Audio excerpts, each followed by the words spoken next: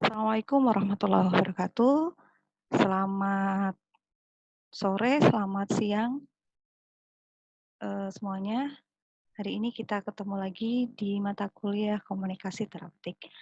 Kali ini bersama dengan saya, Bu Ita Apriliani, yang akan membahas tentang dasar komunikasi terapeutik.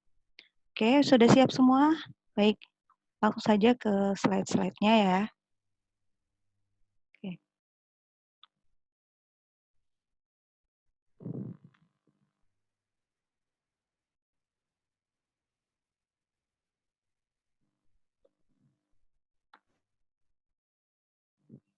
Ya, definisi komunikasi terapeutik.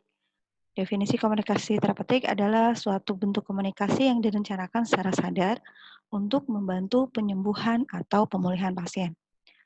Hal ini merupakan komunikasi interpersonal antara perawat dengan pasien dengan titik tolak saling memberikan pengertian antara perawat dengan pasien. Jadi intinya untuk komunikasi terapeutik adalah bagaimana membantu pasien agar lebih mempercepat proses penyembuhannya. Adapun tujuan komunikasi terapeutik adalah suatu proses untuk menciptakan hubungan antara perawat dengan pasien, keluarga pasien, maupun dengan tim kesehatan lainnya untuk mengetahui dan menentukan kebutuhan pasien, serta kerjasama untuk memenuhi kebutuhan masing-masing. Jadi dalam hal ini, ketika seorang pasien bertanya kepada perawat, itu juga memberikan informasi pada perawat. Begitu juga sebaliknya, ketika seorang perawat bertanya sesuatu kepada pasien, itu juga bermanfaat untuk menentukan asesmen atau langkah-langkah yang nantinya bertujuan untuk kesembuhan pasien. Kemudian prinsip dasar komunikasi terapeutik.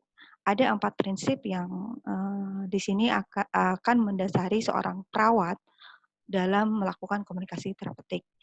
Yang pertama, hubungan perawat dan klien yang saling menguntungkan. Kemudian menghargai keunikan klien, menghargai perbedaan karakter, memahami perasaan dan perilaku klien. Kemudian yang ketiga adalah menjaga harga diri klien dan menciptakan tumbuhnya hubungan saling percaya atau trust. Keempat, prinsip dasar ini harus mendasari sebuah komunikasi antara perawat dan pasien. Adapun prinsip komunikasi terapeutik yang lainnya yang juga tidak kalah penting untuk dipahami oleh semua calon perawat adalah yang pertama, hubungan perawat dan pasien adalah hubungan terapeutik yang saling menguntungkan, didasarkan pada prinsip humanity of nurse and client yang mana hubungan ini tidak hanya sekedar hubungan seorang penolong dengan pasiennya, melainkan hubungan antar manusia yang bermartabat. Artinya ketika seorang perawat dan pasien saling berkomunikasi, di situ juga menunjukkan bagaimana tingginya martabat antara perawat dan pasien. Perawat menghormati pasien, begitu juga sebaliknya. Kemudian prinsip yang kedua adalah perawat harus menghargai keunikan pasien. Bagaimana menghargai perbedaan karakter, memahami perasaan, perilaku pasien dengan melihat perbedaan latar belakang, keluarga, budaya, dan keunikan setiap individu. Contohnya misalnya seorang pasien yang datang dari pedesaan yang mungkin tingkat pendidikannya hanya lulus SD. Nah, ini akan mempengaruhi bagaimana seorang perawat untuk berkomunikasi dengan pasien. Ya, nanti untuk hal-hal ini akan kita bicarakan pada pertemuan selanjutnya.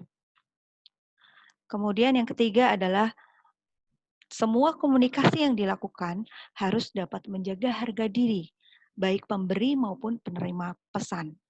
Ya, dalam hal ini harga diri dari perawat dan juga dari pasien. Kenapa harus menjaga harga diri? Karena setiap orang punya martabat, punya konsep diri yang harus tetap dihormati satu sama lain. Prinsip yang keempat adalah hubungan yang saling percaya atau trust.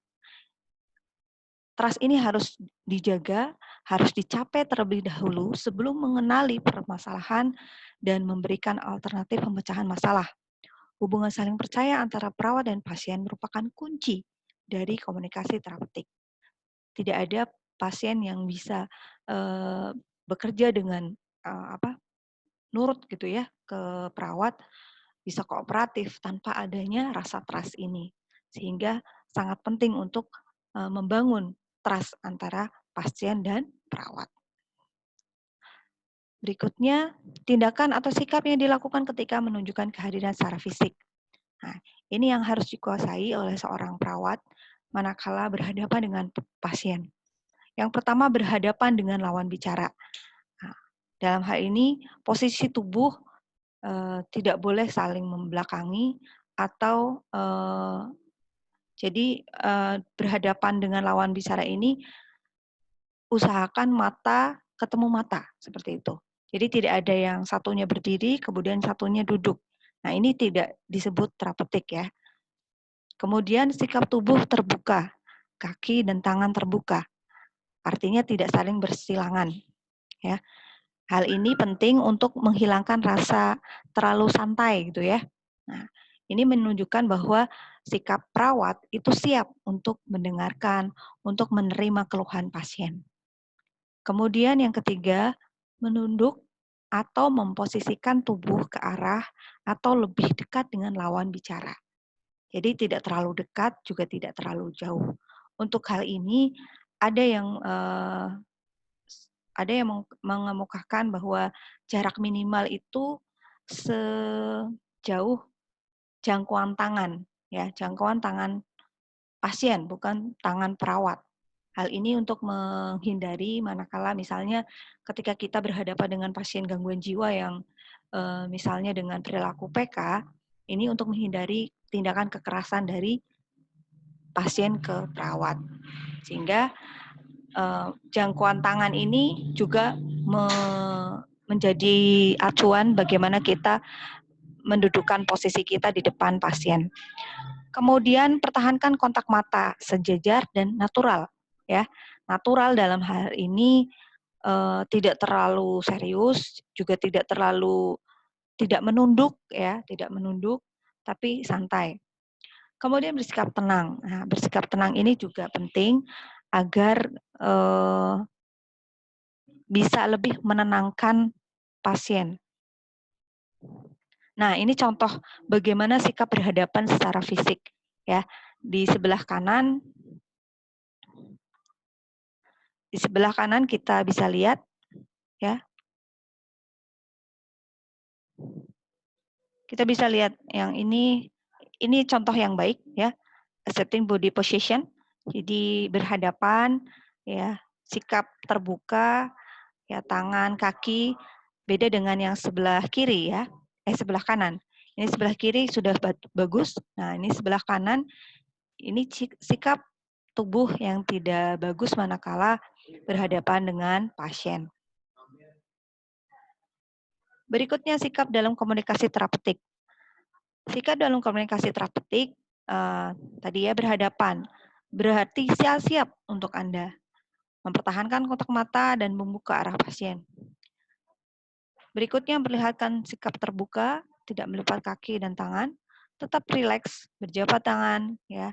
Itu menunjukkan ada perhatian, kenyamanan dan penghargaan kepada pasien. Ya.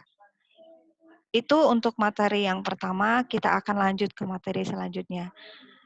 Nanti jika ada pertanyaan dan sebagainya bisa kita buka di forum diskusi. Terima kasih. Assalamualaikum warahmatullahi wabarakatuh.